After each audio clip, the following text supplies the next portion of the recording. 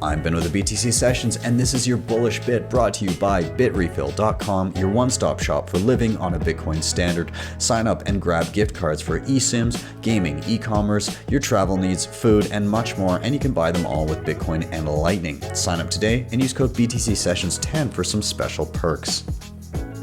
Dealing with something that could completely change the trajectory of humanity. It's no small thing to have a person be able to take the fruits of their labor and distill it down into a digital form and store it for all eternity if they wanted, and not have it debased. That is a powerful thing that we have here. It takes a certain type of person to defend that. And the second we forget about that, the second that we don't look at everything, I mean, look at Taproot. There's some very useful things with it, but also there's some trade-offs there. And I think a lot of people didn't realize that it's not just hard forks that you got to look out for. Like, you got to realize, like, hey, the soft forks have implications. And if you want to undo a soft fork, that's a hard fork. And so I think, we've got some PTSD in and around the fork wars, in and around the fallout from Taproot and the unexpected consequences of how widespread,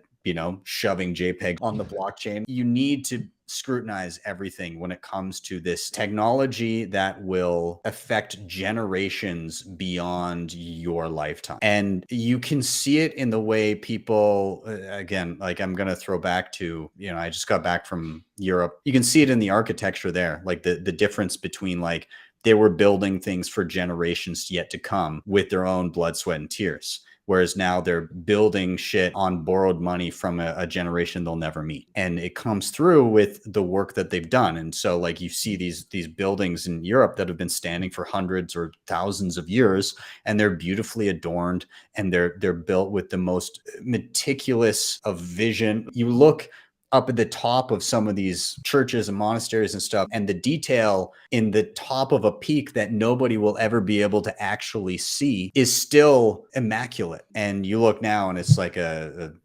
cement box. Again, like the architecture reference, those people knew that those things were going to be around for generations. And so they gave a shit how they built it and how much care they put into it. And the buildings that come around today, there's whatever, this shit's going to be probably imploded in a decade or two, and then it'll be replaced with a new high rise made of glass. Who cares? Whatever. But now we have something that's going to be around for generations and generations. And that's why people are so passionate about this. That's why people are willing to get on and scream at somebody on a Twitter space for 3 hours. Like, this is where that passion comes from, because this shit, it doesn't just matter for us. It matters for our kids, and that's important. It matters for our grandkids, but it matters for, like, our great grandchildren.